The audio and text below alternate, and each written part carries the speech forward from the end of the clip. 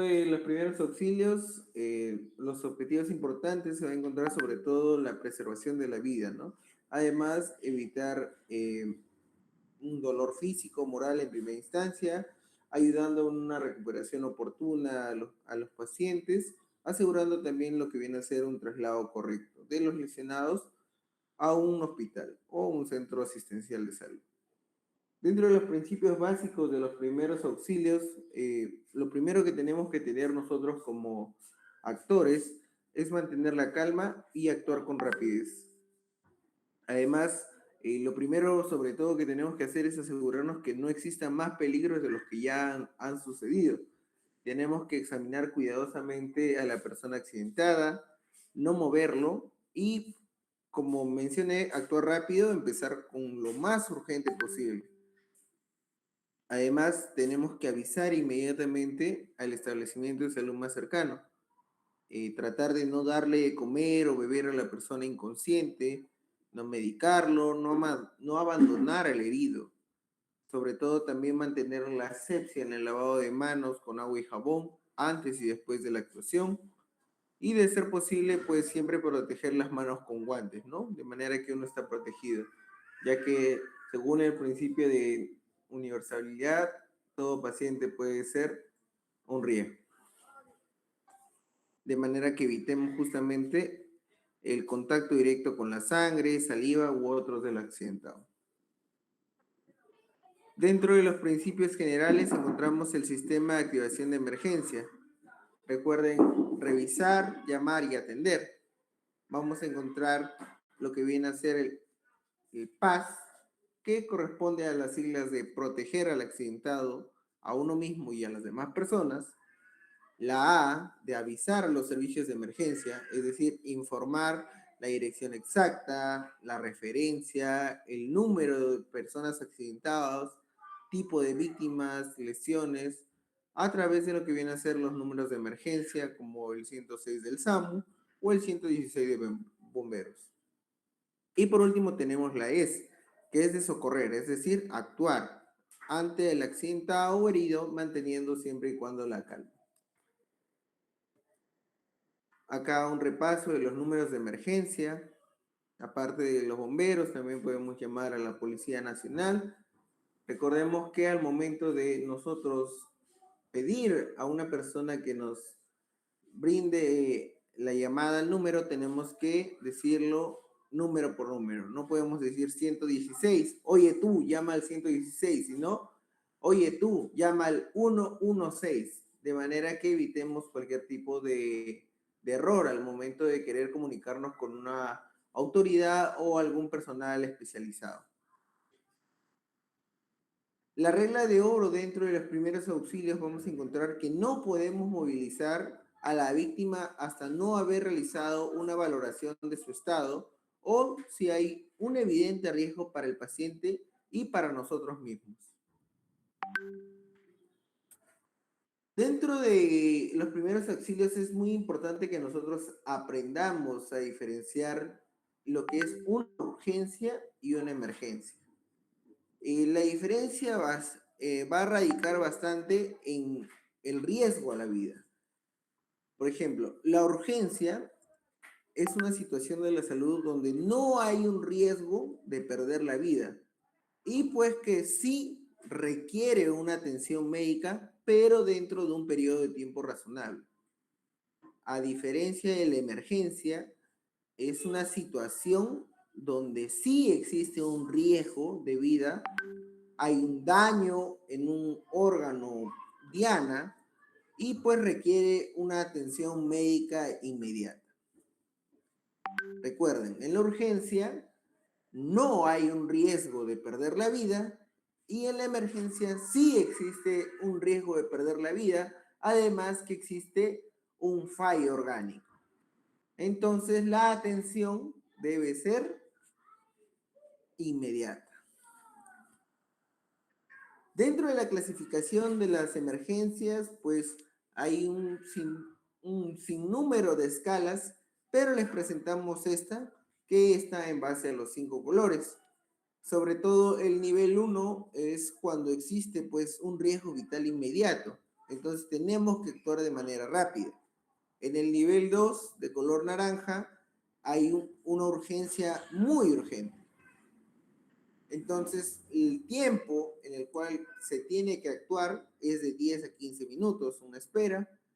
En el amarillo tenemos la urgencia, que podemos intervenir dentro de 60 minutos. En la normal, verde, de 2 horas. Y la no urgente azul, dentro de las 4 horas. Ahora vamos a hablar un poco de los primeros auxilios en los pacientes politraumatizados. Bueno, recordemos que el trauma como tal es una lesión severa a nivel orgánico, resultando pues en base a una exposición aguda del tipo de energía, ya sea mecánica, como un golpe, térmica, como quemadura, eléctrica, química o radiante, pues en cantidades que van a exceder el umbral de tolerancia fisiológica de la persona. Los pacientes, por su potencial gravedad, deben ser movilizados con sumo cuidado, ya que si es que se realiza una correcta movilización o inmovilización, vamos a lograr de que estos no empeoren las lesiones que ya presentan. Entonces vamos a evitar que se provoquen nuevas lesiones. Para estos pacientes politraumatizados debemos determinar si su vida está corriendo el peligro, valorando en primer lugar los signos vitales, lo que es la frecuencia respiratoria, la frecuencia cardíaca, la temperatura y su presión arterial. Dentro de la valoración primaria en este tipo de pacientes, pues tenemos lo que viene a ser el ABC. El A es air, descartar la obstrucción aérea. Dentro de la B tenemos una buena ventilación, entonces tenemos que valorar la respiración del paciente. Vamos a ver su frecuencia respiratoria, vamos a inspeccionar el tórax, si es que la posición de la tráquea se mantiene, si es que hay hematomas, contusiones, laceraciones, si es que hay una simetría en la excursión torácica, hay una irregularidad en las respiraciones, si es que hay una profundidad, el paciente está jadeando. Tenemos que realizar lo que viene a ser la percusión, el timpanismo para descartar el neumotórax o la matidez. Además que durante la palpación, si es que nosotros encontramos desniveles, estamos hablando de unas fracturas costales. Entonces, también dentro de la valoración respiratoria es importante realizar la auscultación. Luego, ya en la C, que hace referencia a lo cardíaco, realizamos la valoración hemodinámica. Es decir, que nosotros como actores tenemos que verificar los pulsos centrales del paciente, sus pulsos periféricos, su frecuencia cardíaca, cómo está su perfusión a nivel de las extremidades, su color, su temperatura, cómo está ese llenado capilar, su presión arterial y su nivel de conciencia. Para el nivel de conciencia, nosotros utilizamos la escala Glasgow, que está en base a tres indicadores, que tenemos lo que viene a ser la ocular. Vamos a ir, como ustedes observan en la imagen, cada uno tiene un puntaje, de manera que nosotros podamos decir que mi paciente está en un rango de coma o si es que tiene una buena respuesta motora, verbal, ocular. Dentro de la valoración secundaria del paciente politraumatizado, es lo importante y la mejor manera es siguiendo siempre un orden, ¿no?, de actuación, al igual que la valoración primaria, pero esta ya va a ser de manera más exhaustiva. Es decir, nosotros vamos a tratar de interrogar a nuestro accidentado para establecer justamente ese nivel de conciencia, ¿no? Si estuviera inconsciente, pues vamos a preguntar a los testigos del accidente, ¿no? ¿Cómo es que esta persona llegó a esta situación? Controlamos sus signos vitales, revisamos céfalo caudal desde la cabeza a la piel Y pues algunas preguntas dentro del protocolo de la evaluación secundaria es preguntarle, ¿no? ¿Qué sucedió? ¿Cómo se encuentra? ¿Cómo se llama? Dentro del contacto emocional decirle, soy, soy Pepito, soy enfermero, soy médico, estoy acá para ayudarlo. Preguntarle si sufre alguna enfermedad, si es alérgico. Y pues en caso sea a las personas, a los testigos, preguntar qué sucedió, si es que conoce a la víctima, es familiar, cuánto tiempo tiene la víctima en ese estado, ¿no? Ya para el control de los signos vitales y la apariencia de la piel, pues vamos a ubicar sobre todo lo que viene a ser el pulso radial en la mano o también el pulso carotidio y pues determinar si este es irregular, si es lento, es rápido, débil o fuerte durante un minuto. Y pues y después la frecuencia vamos a estar monitorizándolo cada 3 o 5 minutos. Además, vamos a valorar también la coloración, la temperatura y la humedad de la piel. Vamos a ver si es que mi paciente está pálido, ya que puede haber un compromiso circulatorio, azulado, que puede haber una dificultad respiratoria, y rojo y seco, pues por una insolación. Dentro de lo que viene a ser el examen físico de cabeza a pies para determinar otras lesiones, vamos a ir descartando, ¿no? Por ejemplo, en la cara y el cráneo vamos a descartar deformidades, si es que hay depresiones, algún chinchón, si es que hay reacción, el tamaño en las pupilas, si es que hay mal olor. Dentro de lo que viene a ser el examen del tórax y el abdomen, vamos a tratar de descartar que nuestro paciente haya tenido algún tipo de fracturas, si es que hay una dificultad respiratoria, estaba haciendo el uso de músculos accesorios y pues verificar si es que el abdomen está rígido e inestable, ¿no? Dentro de los miembros superiores vamos a revisar desde los hombros, los brazos, los codos, de manera que vamos a buscar, ¿no?, los lugares donde haya una sensibilidad por parte del paciente, ese dolor que ellos nos refieren. Y pues si es que la víctima permanece inconsciente en todo momento, vamos a examinar el nivel de respuesta con un estímulo doloroso en el tórax o en los pies. Dentro de las técnicas de transporte del paciente politraumatizado tenemos los siguientes. Empezamos con la inmovilización cervical.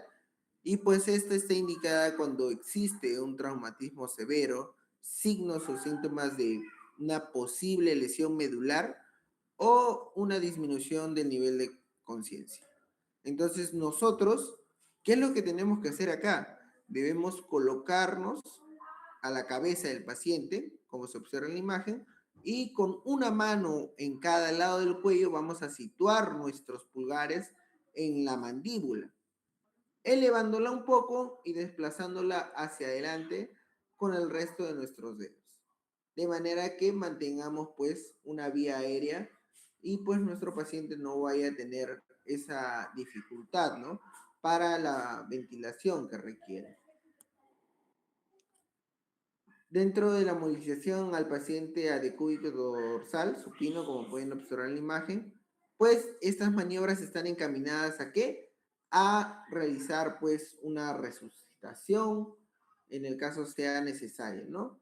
Ya si el paciente ya se encuentra en esa posición anatómica y en decúbito supino, pues lo único que tenemos que hacer es alinear los miembros a lo largo del eje de la persona y si no presenta fracturas o luxaciones, asegurarnos la inmovilización del cuello mediante un collarín cervical o lo que viene a ser las manos del personal. Dentro de la movilización al paciente a decúbito ventral, es decir, en la posición prono, vamos a voltear justamente al paciente con el plan preestablecido, ¿no? Con el personal interviniente, idealmente en 3, porque es una posición ligeramente complicada de lograr. Vamos a elegir un costado sobre el cual el paciente va a girar. Una persona de ellos va a tener que situarse a la cabeza del paciente sujetándolo de manera que no se golpee y pues se tiene que tener en cuenta el cruce de manos en la rotación. El resto del personal debe estar de rodillas al lado hacia el que gira el paciente. Es decir, una persona va a realizar el control cervical manualmente hasta que se voltea el paciente.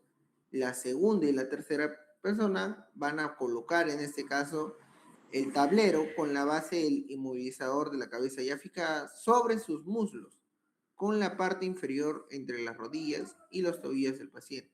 Entonces, una vez ahí, se gira el paciente a decúbito lateral hasta que su espalda contacte con el tablero.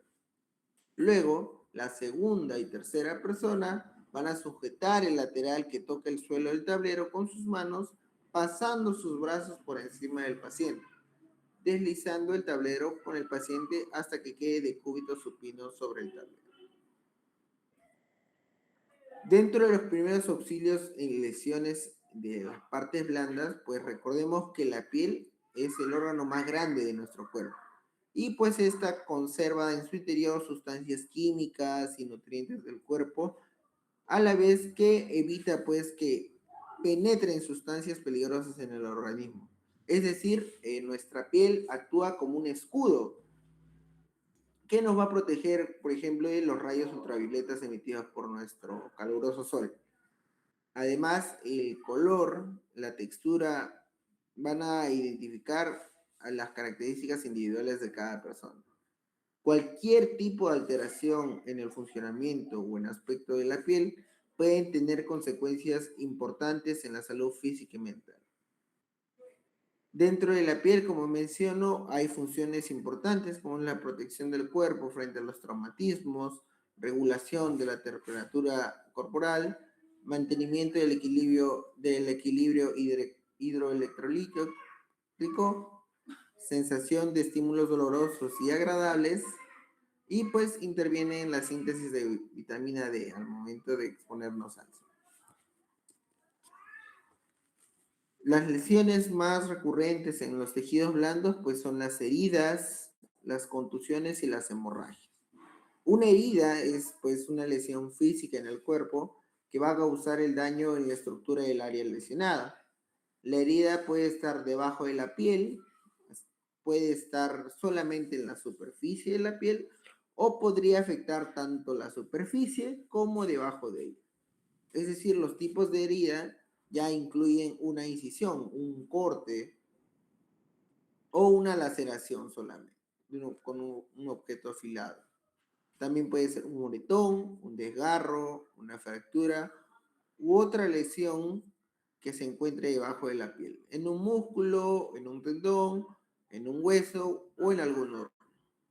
Una herida puede ser causada por un procedimiento médico, una caída, un accidente, un tumor, un crecimiento, una presión en nuestras áreas óseas, sobre todo en adultos mayores, y es importante pues cuidar la herida adecuadamente para protegerla de algún tipo de infección y ayudar que esta herida se sane. Dentro de la clasificación de las heridas tenemos, de acuerdo a sus mecanismos, heridas punzantes, causadas por objetos puntiagudos, como pueden ser clavos, agujas, anzuelos, donde existe pues un dolor, hemorragia escasa, el orificio de entrada no es muy notorio, pero puede ser profundo y puede presentar pues perforación en los órganos y una hemorragia interna. Puede existir un peligro inminente en la infección y se considera la más peligrosa de todas. Dentro de las heridas cortantes, vamos a encontrar las realizadas por objetos afilados, como pueden ser vidrios, cuchillos, latas de metal, y pues esta herida se va a presentar con bordes limpios y lineales, de una hemorragia escasa, moderada o abundante, y puede afectar los músculos, los tendones y los nervios de nuestro paciente. Dentro de lo que viene a ser las heridas punzocortantes, está pues realizada por objetos puntiagudos filosos, como pueden ser puñales, tijeras, cuchillos, y pues va a combinar los dos tipos de heridas anteriores, tanto las punzantes como las cortantes. Luego tenemos lo que viene a ser las abrasiones, que vienen a ser pues estos raspones causados por la fricción o el rozamiento de la piel con superficies duras, ¿no? Entonces, vamos a tener que la capa más superficial de la piel, la epidermis, la que todos vemos, es la que se ve más afectada. Y pues frecuentemente se produce una infección, pero estas abrasiones en buen momento se van a curar rápidamente. También tenemos lo que vienen a ser las laceraciones, que pues son estas lesiones producidas por objetos de bordes dentados, ¿no? Que van a generar desgarros del tejido y los bordes de las heridas se presentan irregulares. Tenemos las abulsiones, que es una lesión con desgarra, separado y pues destruye el tejido. Y suele presentarse una hemorragia pues abundante. Luego tenemos lo que viene a ser la amputación. Si la amputación es una herida, pues es la pérdida de un fragmento o una extremidad. Y en cuanto a las heridas contusas, pues son producidas por la resistencia que ejerce el hueso ante un golpe, por ejemplo, un puño, piedras, palos, produciendo la lesión de los tejidos blandos, ¿no? Entonces va a haber la aparición de un hematoma y el dolor son las causas más comunes en este tipo de heridas. Vamos a pasar con el siguiente tema que va a abarcar lo que viene a ser los signos vitales. Entonces, dentro de los signos vitales vamos a tener que diferenciar, tenemos que aprender a diferenciar las funciones y los signos vitales. Dentro de las funciones, pues abarca todos los procesos internos que tiene nuestro cuerpo para adaptarse al medio ambiente y sobrevivir. Es decir, nuestra función respiratoria, nuestra función nerviosa, nuestra función endocrina, nuestra función circulatoria, entre muchas más. Y nuestros signos vitales, ya hablamos de unas manifestaciones externas de las funciones vitales y que pueden ser medidos por los sentidos o con ayuda de algún instrumento, como el oxímetro, para poder nosotros medir la frecuencia respiratoria, la frecuencia cardíaca o pulso, la temperatura, la presión arterial y la saturación de oxígeno. Es decir, las funciones son procesos internos del cuerpo para adaptarse al medio ambiente y los signos ya son manifestaciones que pueden ser medidos por nuestros sentidos o con la ayuda de algún instrumento. Dentro de la temperatura, pues está relacionada a la noción del calor de un cuerpo y es medible con lo que viene a ser el termómetro. La temperatura corporal, pues es la capacidad del organismo para producir y eliminar calor, es decir, termorregulación, manteniendo justamente un equilibrio térmico. La temperatura corporal se puede medir en muchos lugares del cuerpo y pues las zonas de medición más comunes tenemos en nuestra boca, en el oído, la axila y el recto. Dentro de los valores normales de la temperatura vamos a tener cierta diferenciación entre las edades, pero no es mucha, ¿no? Vamos a tener los valores normales en los recién nacidos, lactantes, preescolares, adolescentes, edad adulta y vejez. Que como ustedes pueden observar, no hay mucha variedad, ¿no? Simplemente a los primeros años de vida de la persona, sí como que nuestra temperatura es un poquito mayor. Y pues cuando nosotros nos acercamos al paciente y tomamos su temperatura, vamos a tener ciertas diferencias, ¿no? Vamos a tener que, en el caso de nosotros colocar el termómetro de manera oral, vamos a esperar de 3 a 5 minutos, en el axilar de 5 a 7 minutos y en el rectal de 1 a 3 minutos. Entonces, el rango de temperatura va a variar. Va a variar, por ejemplo, en la oral vamos a tener que lo normal va a ser 36.7 a 37.2, en la axilar de 36.2 a 36.8 y en la rectal 37.2 a 37.8. Entonces, siguiendo con lo que viene a ser la temperatura, va a haber y va a existir alteraciones de esta. Entonces, vamos a hablar que nuestro paciente tiene una hipotermia cuando la temperatura está por debajo de los 35 grados centígrados. Si mi paciente está de 36 a 37.4, estamos hablando que mi paciente tiene una temperatura normal. Si mi paciente se encuentra de 37.5 a 37.9, estamos hablando del episodio de febrícula. Y hablamos de fiebre o hipertermia cuando mi paciente tiene 38 grados a más. Ahora vamos a pasar con la frecuencia respiratoria. Y pues, para nosotros realizar una correcta toma de la frecuencia, vamos a realizar primero nuestro lavado de manos, preparar nuestros materiales, nuestro reloj, nuestro lapicero, nuestra hoja de registro. Vamos a informar el procedimiento y mantener al paciente en reposo, porque imagínense, nosotros llegamos a tomar la respiración al paciente y nos ve que lo miramos. Pensará que estamos locos si es que no le avisamos que estamos tomando la respiración. Entonces, tenemos que avisar a nuestro paciente. Vamos a observar los movimientos respiratorios sin que él lo note, ¿no? Vamos a contar durante 1 minuto y vamos a registrar el valor obtenido. De igual manera, la frecuencia respiratoria va a variar de acuerdo a la edad. Sobre todo en los recién nacidos, las respiraciones por minuto van a ser más elevadas que un adulto que es de 15 a 20. Ustedes también ya lo han estado revisando.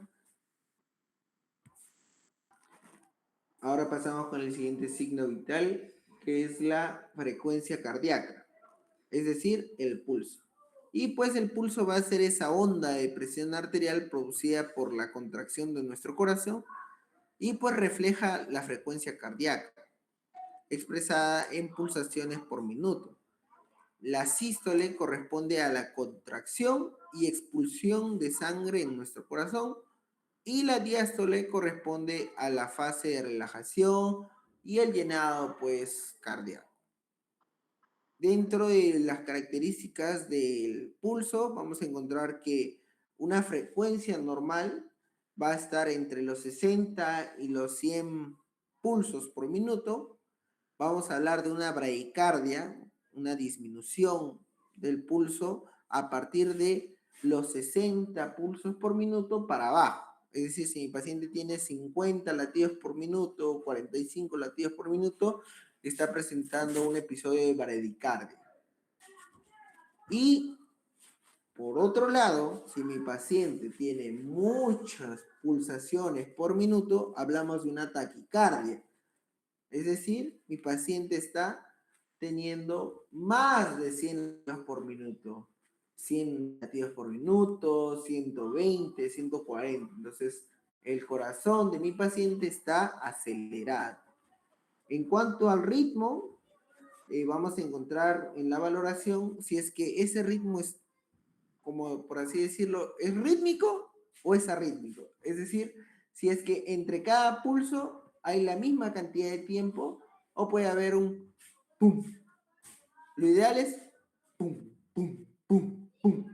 Pero un ritmo arrítmico vamos a encontrar que suena pum, pum, pum, pum, pum, pum, pum. O sea, vamos a tener que diferenciar el momento de nuestra valoración ahí.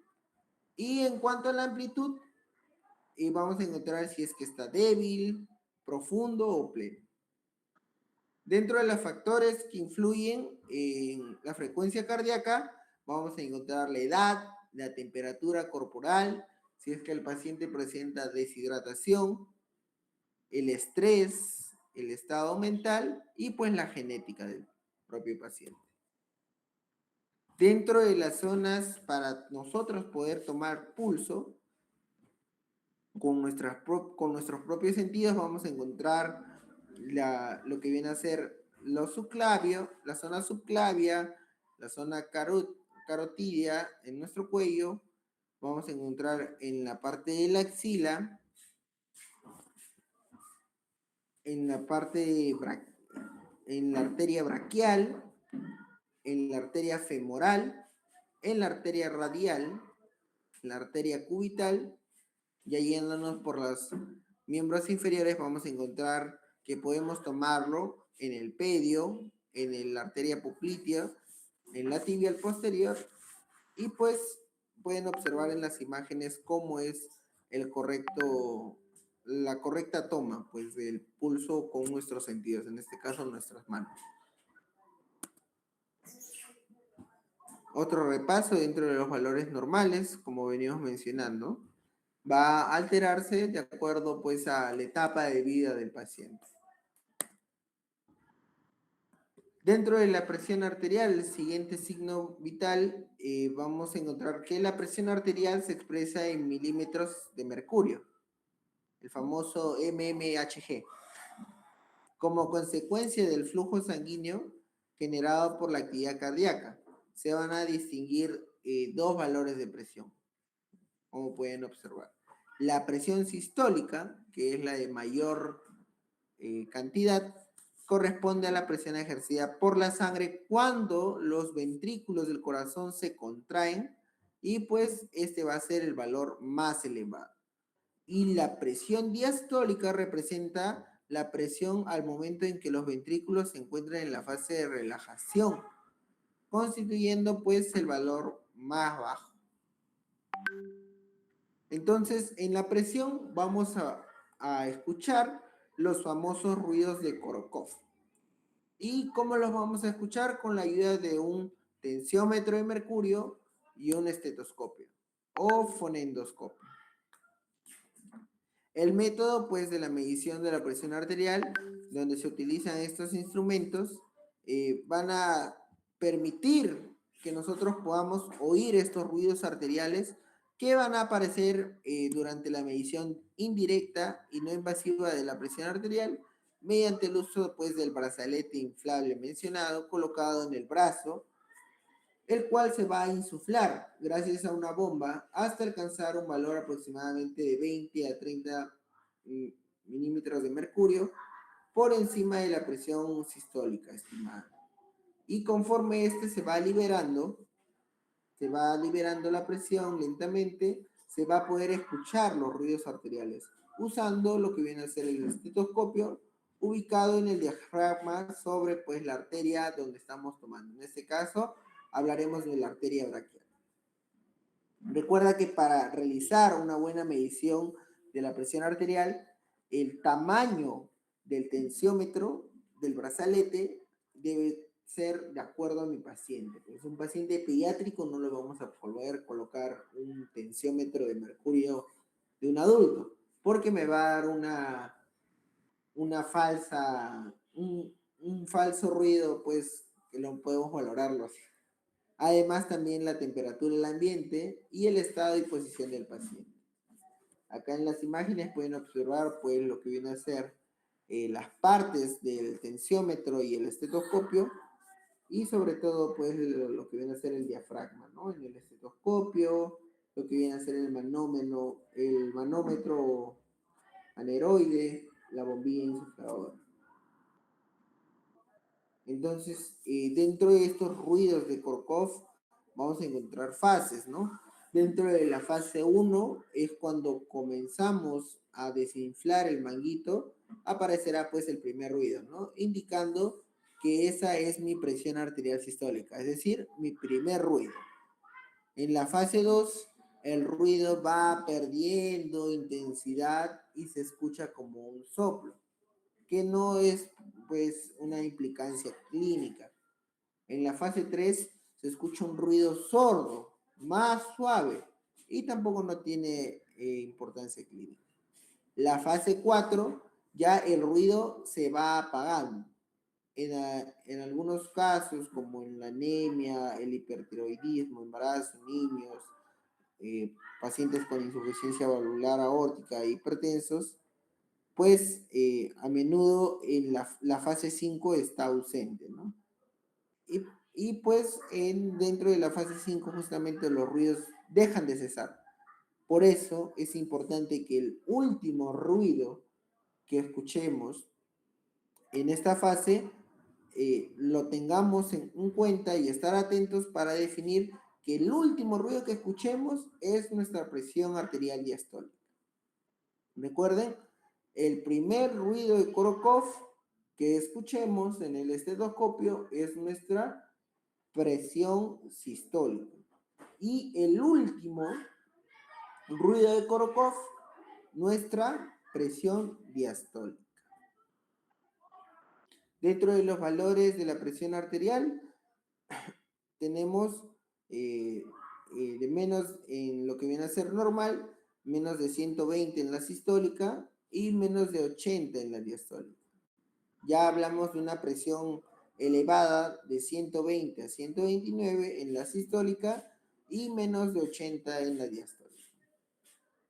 Y pues como pueden observar, vamos a ir aumentando lo que viene a ser la hipertensión en etapa 1, en etapa 2, la hipertensión grave y pues lo que viene a ser la emergencia hipertensiva o lo que pues anteriormente se llamaba, ¿no? Hasta hace poco, la crisis hipertensiva.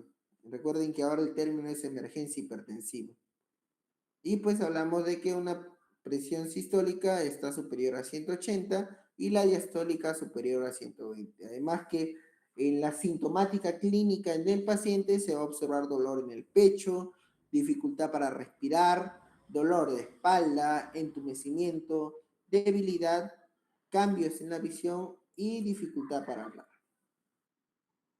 Entonces, vamos a tener que diferenciar también, chicos, lo que viene a ser la urgencia hipertensiva versus la emergencia hipertensiva.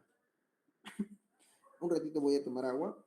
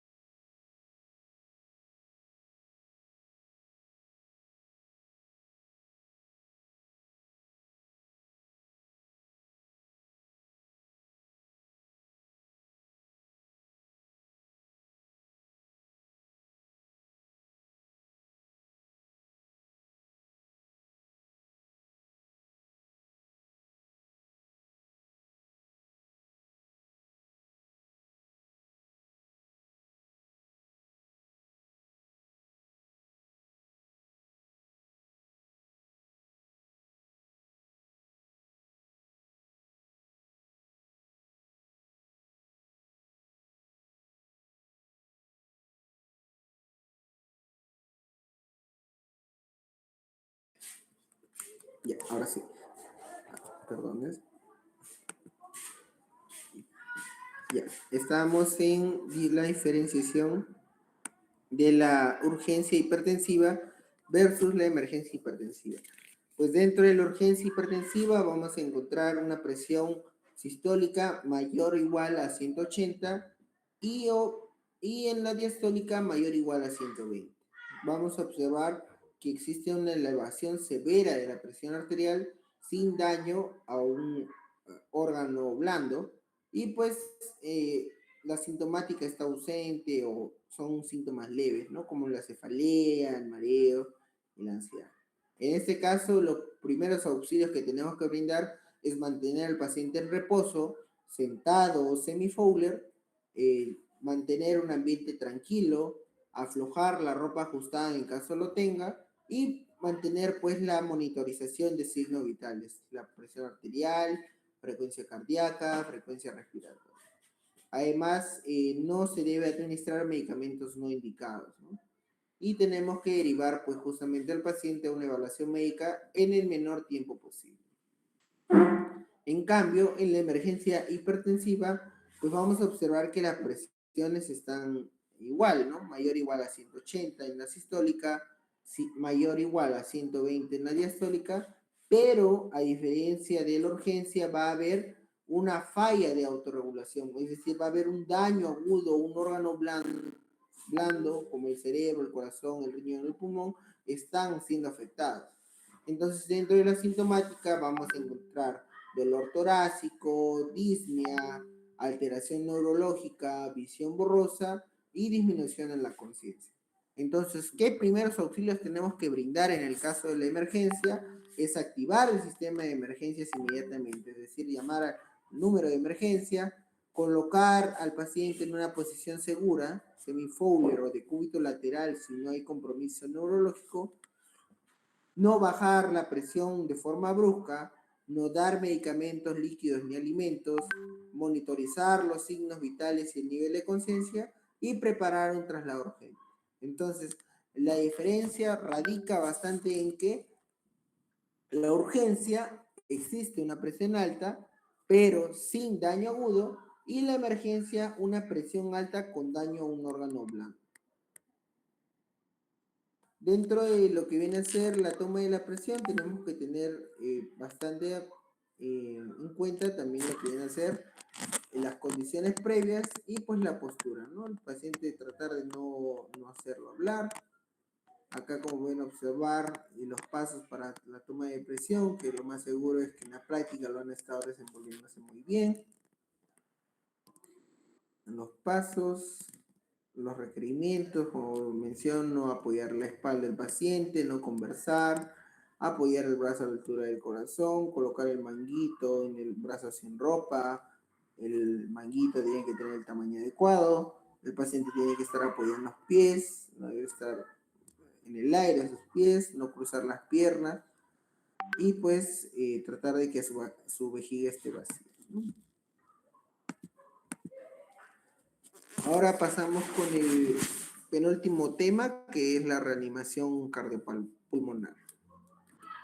Dentro de la realización de esto, vamos a hablar de una mnemotecnia que es el ABCD, que pues son, en otras palabras, está en inglés.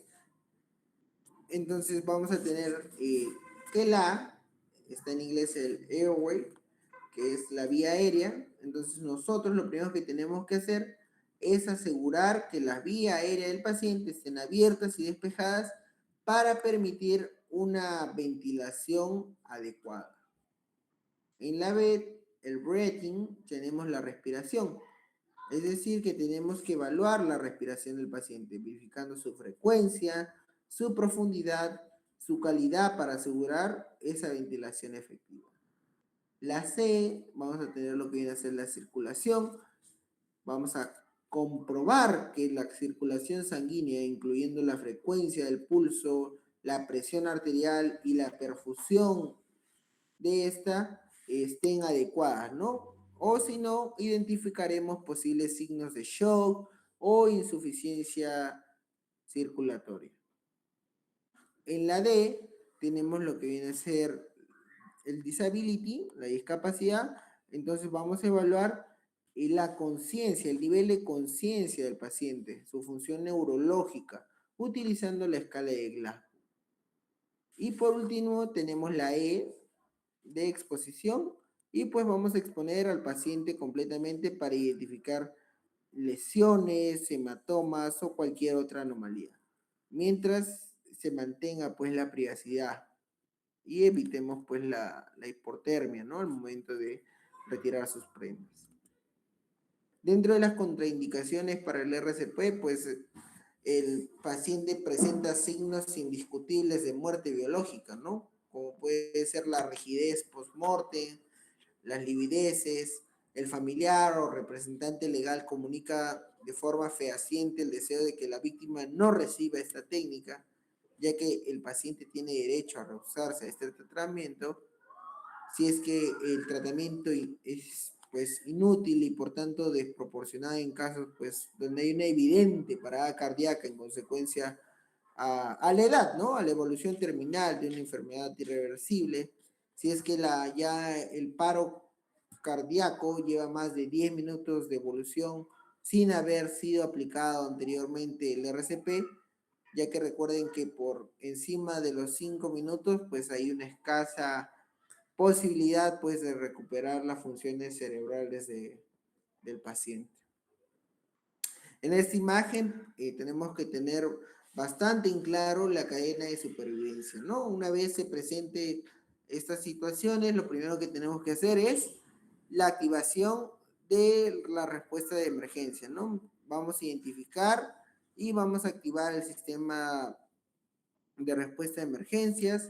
Continuando, vamos a realizar un RCP de alta calidad, una reanimación pues inmediata, con énfasis sobre todo en las compresiones torácicas. Vamos a tener lo que viene a ser, si es que tenemos el DEA, una desfibrilación rápida. Vamos a tener también una reanimación avanzada una vez el servicio de emergencias médicas haya llegado. Una atención post paro cardíaco ya a nivel pues hospitalario, donde le van a brindar soporte vital y avanzado, y una recuperación, ¿no? Tratamiento adicional, observación, rehabilitación y apoyo psicológico. Entonces, vamos a tener 3 momentos, un RCP básico, que va a ser pues el conjunto de maniobras para restablecer la actividad cardíaca espontánea, y se debe considerar unas compresiones torácicas externas de buena calidad, desfibrilación precoz cuando corresponda, una ventilación pasiva y ventilación a presión positiva con métodos no invasivos. Y pues ya cuando hablamos de un RCP avanzado, pues vamos a aplicar maniobras para restablecer la actividad cardíaca espontánea y su circulación efectiva. Ya hablamos pues de un manejo de la vía aérea avanzado, ¿no? Que incluye la colocación de un tubo endotraqueal. Vamos a tener una ventilación con bolsa, la administración de oxígeno suplementario y pues administración de medicamentos por vía intravenosa, que son los vasoconstrictores, los antiarrítmicos y pues el paso de fluidos. Ya en los cuidados por reanimación, estamos hablando del conjunto de intervenciones que se realiza con la finalidad de mantener la ventilación y circulación sanguínea restablecidas mediante las maniobras de RCP. Usualmente, pues estos cuidados se continúan en un ambiente especializado como una unidad de cuidados intensivos. Recordemos la secuencia del RCP. Vamos a tener unas compresiones torácicas, una apertura de la vía aérea y una buena ventilación artificial, ¿no? Aunque ahora no se recomienda realizar las ventilaciones de boca a boca, ¿no? Lo famoso visto en las películas anteriormente, porque también hay un riesgo, pues, de nosotros recordemos el principio de universalidad, no sabemos qué enfermedad puede tener el paciente, ¿no? Puede ser que el paciente esté atravesando una enfermedad respiratoria, como puede ser la tuberculosis, y pues nosotros estamos, pues, contrayendo esta bacteria. Dentro de las compresiones torácicas son las necesarias ¿para qué? Para que nosotros tratemos de bombear la sangre desde el corazón hacia el resto del cuerpo, permitiendo que ésta vuelva a fluir hacia el corazón, generando una circulación sanguínea no artificial, sino de manera de apoyo, ¿no? Dentro de lo que viene a ser, si la víctima está inconsciente y sin respiración, se debe iniciar pues estas compresiones y deben ser efectivas con una profundidad de 1/3 del tórax de la víctima, con el objetivo de entregar oxígeno a los órganos nobles, ¿no? Como el corazón, el cerebro, suficiente para mantener una presión de perfusión coronaria que aumente la probabilidad de éxito. Recordemos que se debe aplicar en una frecuencia de 100 a 120 compresiones por minuto y nunca se debe detener estas compresiones, salvo para hacer la pausa para evaluar el estado de la víctima, ¿no? Después de los 2 minutos. O aplicar una descarga a través del desfibrilador, el DEA, y pues también al momento de ventilar. El número de compresiones torácicas aplicadas por minuto durante la RCP es un factor muy importante para restablecer la circulación espontánea y para la supervivencia con una buena función neurológica.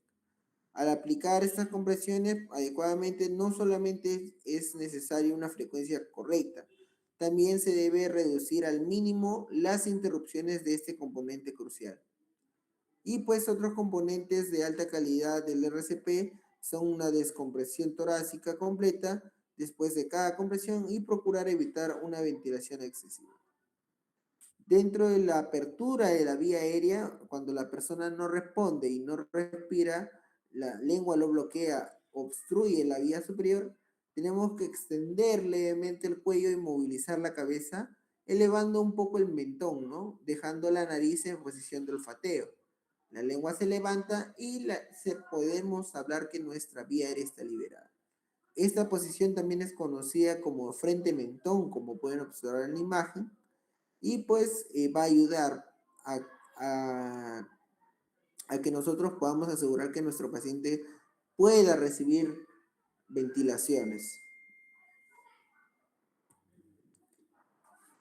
Dentro de esas buenas ventilaciones artificial, es más que nada para asegurar un correcto suministro de oxígeno. Manteniendo la vía aérea, el reanimador va a entregar esas ventilaciones que permiten suplir mecánicamente la respiración espontánea de forma temporal. Y puede realizarse pues a través de distintos métodos, que es el boca a boca, abriendo la nariz, abriendo la vía aérea del reanimador, toma una respiración normal y a continuación va a sellar con su boca alrededor de la víctima y va a empezar a insuflar lo suficiente para elevar el tórax de la víctima. Tenemos también boca-nariz, boca a boca-nariz, lo que viene a ser la mascarilla facial y la mascarilla pues en caso de RCP avanzada. Ahí también tenemos el cuadrito para revisarlo. Luego, después del RCP, el siguiente tema es primeros auxilios en lesiones de partes duras.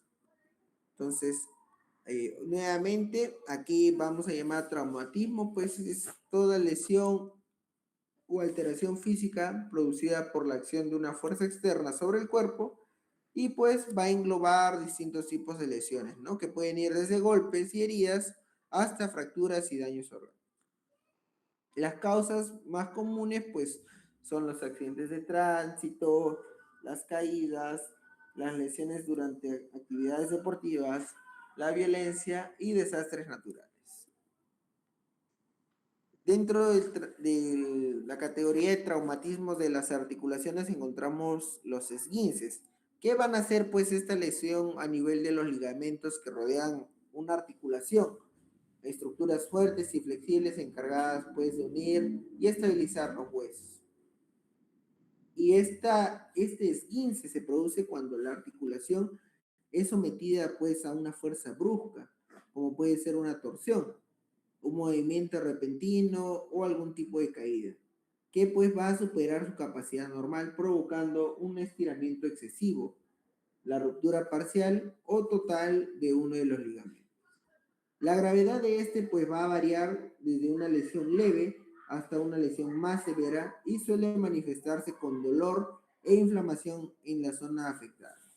Como se observa en la imagen, lo que viene a ser el rompimiento pues de un ligamento. Lo que mayormente sucede es el esguince de tobillo y pues se va a presentar hinchazón, inflamación y hematoma de tobillo, como se puede diferenciar. Está más hinchadito la zona del tobillo de este paciente. El tratamiento para este esguince, pues vamos a tener el RIS, el enfoque RIS, que vamos a empezar con el reposo, que va a hacer mantener la zona afectada en descanso durante 48 a 72 horas, según la gravedad del esguince, evitando actividades que provoquen dolor o inflamación, sin suspender totalmente la movilidad general. Lo que viene a ser la I de ice, el hielo, Vamos a aplicar compresas frías o bolsas de hielo envueltas en toalla o trapo durante 15 a 20 minutos varias veces al día, especialmente en las primeras 48 horas o para disminuir la inflamación y el dolor. Luego tenemos lo que viene a ser la compresión, que va a ser en base a la utilización de la colocación de una venda elástica para ayudar a controlar la hinchazón y pues lograr la inmovilización parcialmente de la zona, cuidando de no comprimir en exceso para no afectar la circulación. Además, tenemos que mantener la extremidad lesionada por encima del nivel del corazón, lo que va a favorecer la disminución del edema gracias a la acción de la gravedad. Tenemos también lo que viene a ser la luxación, pues también llamada la dislocación, que va a ser la pérdida total de la alineación normal de los huesos. Y pues no solamente los huesos, va a afectar ligamentos, vasos sanguíneos, nervios cercanos. En muchos casos esto ya requiere una intervención médica o quirúrgica para el restablecimiento de la posición articular. Dentro de los síntomas, pues podemos encontrar el dolor, la limitación o pérdida del movimiento de la articulación, entumecimiento o hormigueo, hinchazón y una deformidad visible. Dentro de las clasificaciones de la luxación vamos a tener las luxaciones agudas que se producen como consecuencia del traumatismo directo o intenso, las crónicas que ya pues no recibieron un tratamiento oportuno y van a persistir por un periodo prolongado, las recidivantes, que es la repetición de la luxación en la misma articulación, siendo más comunes pues en personas deportistas de alto nivel, debido a la inestabilidad residual de la articulación afectada, porque ellos, recuerden, se recuperan y otra vez están ahí en una actividad pues que demanda alta fuerza y pues se va repitiendo este tipo de luxaciones. Y pues las habituales son presentes con personas con patologías articulares previas, ¿no? Y pues va a provocar debilidad en los tejidos y esta debilidad va a facilitar la aparición frecuente de la luxación. Dentro del traumatismo del aparato locomotor encontramos las fracturas, ¿no? Que entonces vamos a hablar de una ruptura parcial o total del hueso y pues las causas principales, los accidentes, caídas fuertes, lesiones deportivas. Otras causas pues es la pérdida de la masa ósea y osteoporosis que van a debilitar los huesos y van a provocar ese riesgo de que se pueda romper el hueso. Las manifestaciones pues es un dolor intenso en la zona afectada y pues según la gravedad puede recurrir a intervención quirúrgica para la correcta reparación del hueso. Dentro de la clasificación, según la continuidad de la piel vamos a encontrar las fracturas abiertas o también llamada fractura descompuesta. Y pues se va a producir cuando el hueso fracturado atraviesa la piel y queda expuesto a través de una herida profunda, como se puede observar en la imagen de acá. Y pues representa un alto riesgo de infección, ya que hay una abertura, entonces cualquier microorganismo puede ingresar y pues puede realizar una infección. Dentro de la fractura cerrada o también conocida la fractura simple, pues ya ocurre dentro del organismo, el hueso se rompe, pero la piel permanece intacta. Entonces no hay una exposición del hueso al medio externo. En cuanto al traslado del paciente